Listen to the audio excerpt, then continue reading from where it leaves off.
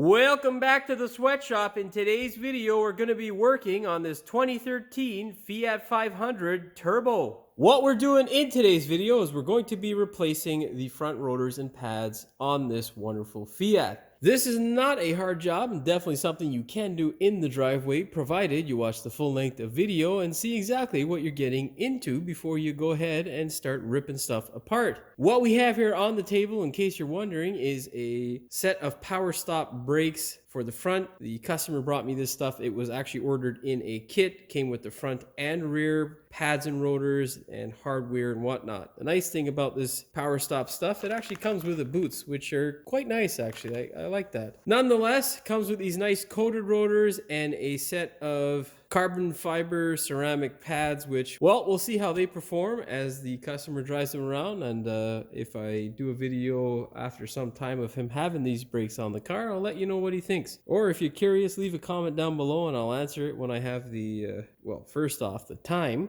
and the energy to go ahead and answer it if I have any information. If you'd like to get it for yourself, that is the part number for the front pad set, and I'm pretty sure you'll be able to find out based on the car whether you have a kit available for your particular model. That being said, if you are going to do brakes and go through all that headache of doing it properly, make sure you get yourself some decent stuff. I would always recommend getting a good brand name pad and a coat, come on hoist, and a set of coated rotors. It could be zinc coated, UV coated, whatever. As long as they're not going to rust when you breathe on them, great. That being said, before we get started with today's video, do me a big favor, hit that subscribe button as well as the notification bell so you never miss one of my new videos. Now, if you're going to do this in the driveway, do not crawl underneath your car without safety stands. Jack stands are a must. No one wants to die underneath a Fiat. Stupid. Of course, it is up to you, my friends. All right, let's put this thing up in the air. We'll rip off all the old crap and then put this new crap on. Yeah, let's get started. If you have the stock fastener, go ahead, get your 17 mil and fire off these wonderful lugs.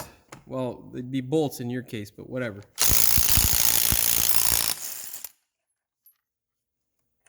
Okay, now with your wheel out of the way, you're gonna go ahead and grab a flat screwdriver. You're gonna wiggle it into this area here, just so you can pry your caliper slowly back. What you're doing is relieving pressure. You're also pushing the piston back. You're also telling yourself how much of a headache you're going to have. Because if this process doesn't go nice and smoothly, and your sliders don't move, and your piston doesn't move, oh, well, yeah, you're gonna have a lot more of a headache than you would like. Most times that indicates that you're going to be having a new caliper if the piston isn't moving, and a lot of grinding to do if these sliders aren't moving. Now, get yourself a 13 mil and fire off the guide pin bolts. Grab your caliper, set it aside, safely make sure that your brake hose doesn't get tangled up or stretched in any way. Now, go ahead and grab a 19 mil. You can fire off your caliper brackets. You can also pull your pads out so they don't fall out on your foot when you're hammering off the bracket. Support the bracket.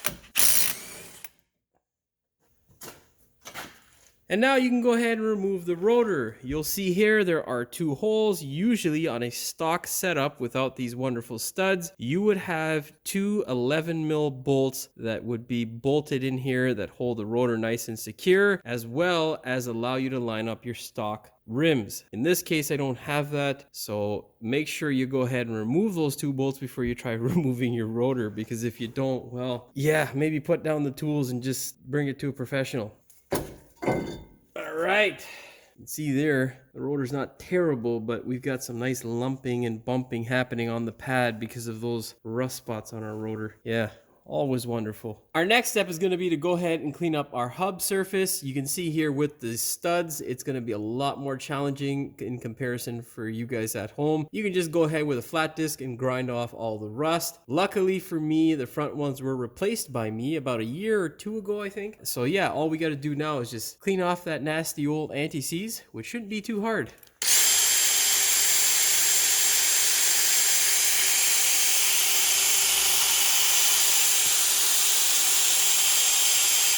In this section here is exactly the result that you want. You don't want any crud left behind on the surface of this hub. That way you ensure you have a flat mating surface for your brand new disc to mate with. That being said, make sure you take your time and do this process. Ear, eye, and nose protection, very, very importante, as well as the right tools. An assortment of wire wheels really help, and flat disc and grinding disc. Okay, I'm gonna go do that off camera and I shall see you back. Of course, once you're done, go ahead and anti-seize the thing, give it a nice coating. Now I'll be back. All right, so at the bench, before you go ahead and put your rotors on, if you have a cross drill slotted type of rotor, it's usually gonna have a sticker like this on the rotor to tell you where it goes on the car or which corner. You don't wanna leave that sticker on. Grab a blade, simply cut it off. Why that is because, well, any little sort of sticker like this, or, you know, any kind of garbage between the mating surface of the rotor and your wheel can cause a uneven surface, which will in turn cause you a potential vibration. So make sure you do that. Now, just before we go ahead and put that rotor on, I'm going to walk you through the caliper. Essentially, you want to end up with a result like this, where everything is nice and lubricated, and you have your new hardware on, and behind your new hardware, it is a nice, flat, grinded, or flat surface for your new hardware to go on. You want to make sure there is no rust. Well, what am I talking about? Peel these guys off here and you will quickly see that in this area here, luckily for you on the Fiat, it's usually painted on most of these calipers that I've ever worked on, but sometimes you get the odd ones that aren't painted because they've been rebuilt or whatever, or they just didn't come with that option. What you want to do is take a grinder like so and simply just grind off all of that wonderful rust and dirt. Now what you're looking at there right in the middle is a shiny rust-free spot, and surrounding it is all the rust you want to get rid of. You can do this with a file, you can do this with a wire wheel. It takes a little bit longer with a file to get down to bare metal, but this stuff is relatively soft, so I'm going to grind it off with this. Of course, once you get it off, you don't want to leave it uncoated. Apply a well-through primer, apply some sort of paint, or my choice is the well-through primer. Of course, this is a red caliper, so we're only looking to get it in this area and not all over the place. Once you get this guy nice and done, you're going to be moving towards these wonderful things here. You're going to pull them off, wipe off all the old grease. You're going to grind off any rust around here. You're going to get rid of any grease boogers or crap that may build up in this area here. Make sure your boot isn't ripped. Re-grease everything and shove it back together. If this guy here is excessively rotted, go ahead and spray some well-through primer or any sort of paint on it to keep it from rusting. Now, I'm going to go do that off camera. I'll show you what the finished product looks like and then how you grease these caliper bits up. Now, very important before you start grinding, ear, eye, and nose protection. Of course, the result you want to end up is with that. Of course, before you paint it, you want this sort of result here where there is no rust in this section here to hinder the operation of your pad. Basically, this clip is going to go on and then your pad's going to slide back and forth in that area. With the rust there, it ain't going to slide very long. I'm going to go paint this and then we'll tackle this wonderful thing here. All right, what you're going to do is pull this wonderful thing out. You're going to take your rag, just clean off all of the old grease there, make sure it is nice and rust free. Then what you're going to do is take the same wire wheel and scrape away all this gunk here.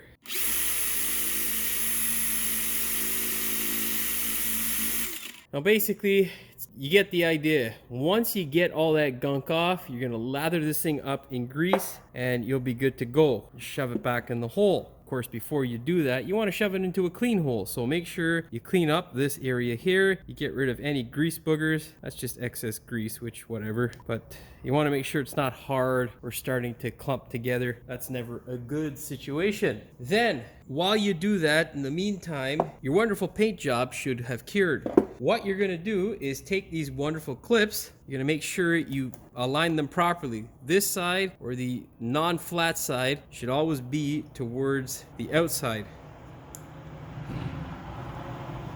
I should have locked the door, but it's hot in here, so, you know, kind of free air conditioning in the early mornings. It's currently 5 o'clock in the morning, and I've been here since about 3. So yeah, 3:30 actually. So yeah, good day for me. Yesterday was a write-off, and I've had this customer's car, and he's a good friend of mine actually. Really nice guy. I've had the car now for quite a while, and I don't want to keep it longer than I have. So decided to get my ass out a bit early this morning. So yeah, of course, as I've been rambling on, I haven't been paying attention to whether I'm actually showing you anything useful. But you want to kind of edge that section in, make sure these two little nipples on either side there and there are in place, and then just push it into place. Don't be overly aggressive with it, because that sort of thing can happen here, right? Like I'm not lined up there, and then if I push it more and more, we're gonna destroy that thing. So let's get it into place properly, and there we go. And now we're good to go. Of course, you're not going to leave it bare like that. I'm not going to grease it in this clip. We will finish up our sliders, grease everything, and put her back together. What you want to do is lather this guy up nicely. You want to make a little bit of a dome or castle of grease up at the top here. Then what you want to do before you slather or put this thing in is slather some grease around this opening here. Make sure it makes a nice seal. Then slide this guy in gently. And then as you're sliding it in, you want to make sure, don't knock over your paint. You want to make sure you leave this guy out and then slather it up with grease, like so. Around and around we go. Make sure you get good coverage, and then go ahead, slide her in. Get the boot over. Voila, slider done. Now what we need to do is, get some more grease out of our wonderful Power Stop packet here. They're kind of stingy on the grease there, the Power Stop guys. I could give a little bit more, but I guess grease is expensive. Just do the old toothpaste trick with a flat comb or something. And what you're gonna do is take about this amount of grease and slather it on to the clip. You want to make sure there's enough there to last you a full service cycle, which is generally the way I do it. Most times at least halfway through the brake pad life. Most times it's usually through the length of the brake pad life. And that is the result you should end up with. Make sure all of your clips look like that and your sliders are nice and lubricated like this, and you are good to go, my friend. I'm gonna go do that off camera so I don't bore you with doing the same thing 400 times over, and I shall see you back. Go ahead, put your rotor on. Now for these bolts here, I don't remember what the torque is, but I would say no more than 10 foot-pounds or 13 Newton meters. Something important I forgot to tell you in the last segment is these guys here have a rubber boot on the guide pins. Make sure you do not mix them up. If you do, it could potentially cause you a noise. What I'm talking about is a rubber boot on the shaft of the guide pin. It's only on one of them, so yeah, do your best not to screw that up. Make sure you go ahead and anti-seize your bolts like so. Put your caliper bracket on to the rotor. It's a little bit trickier for me because I have to hold everything together and just run everything up by hand. Always catch everything by hand unless you have no other choice. Okay, because yeah, if you screw things up, that always ends bad. Get a 19 mil and fire. Now, take these pads and just slide them into place. That just helps the rotor from constantly leaning on your pad carrier. I just don't like it if you're recording. Slide that guy in. These guys don't have the indicator. I didn't take these apart originally, but the indicator was on the outside. Not sure if that's how it goes. Just put it back the way you found it. That's generally the correct way, and verify that nothing contacts anything. Okay, get your torque wrench. Set it to 77 foot-pounds or 105 Newton meters. Now grab your wonderful caliper. Oh yeah, look at that red beast. If you don't have a caliper tool to retract the piston, you don't always need one. Just a C-channel clamp or vice grips like this will work. All you've got to do is make sure you put it in nice and slow. If you go too fast, you can damage the seal. Okay, also when you're doing this, it shouldn't take much effort. If it does, something's usually wrong. Luckily for us, we are good to go. This thing is nice and free, which means we'll have some nice brakes when we go to apply this later. You test drive it, should be fun. Slide your caliper in to place like so. All right, make sure your guide pins aren't in the way. Now I'm gonna reposition and then we'll thread up our bolts. Again, very important, thread them up by hand and anti-seize them. Do not put anything together dry, especially if you're in the Rust Belt. It's just never gonna end well for you. Might be okay the time you put it together, but when you go to take that thing apart to service it, oh my God, buddy. You're gonna wish that you took Jimmy's advice. Okay, for the guide pin bolts in the front here, you're gonna set your torque wrench to 20 foot-pounds or 28 Newton meters. Make sure you always torque these kinds of fasteners. Yay! I look like I got 3 fingers there. Hey! Go ahead, grab your wheel and put it back on the car. Always thread your bolts in by hand. Go ahead, push your wheel into the hub and fire.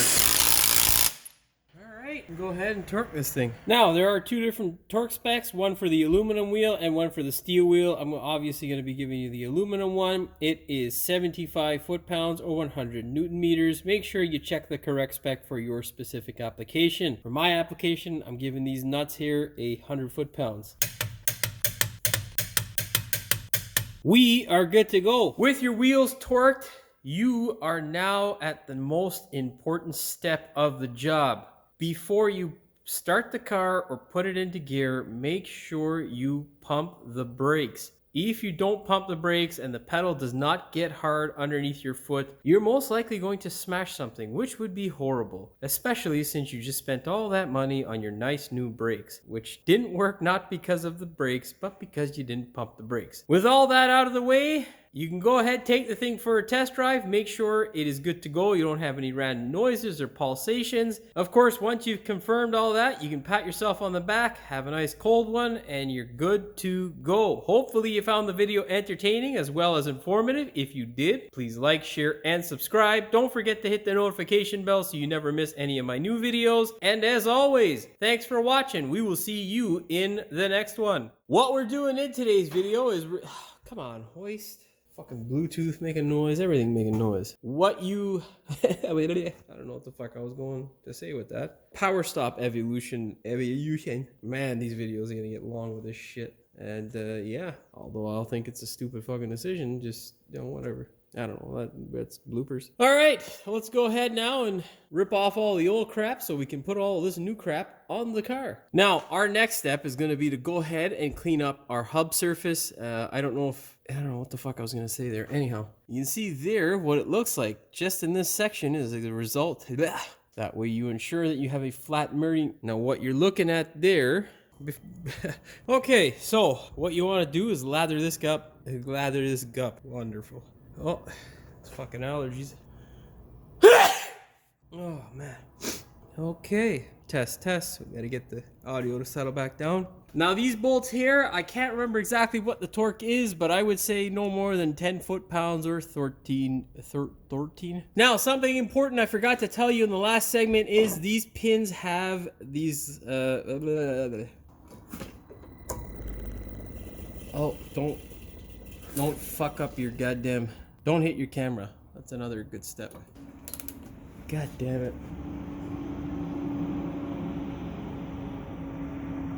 Fucking 5 in the morning. Why is there a mosquito? Get the fuck out of here, guy. Fuck's sakes. Alright, that truck's passed. Torque him. Oh, fuck. And you can pat yourself on the...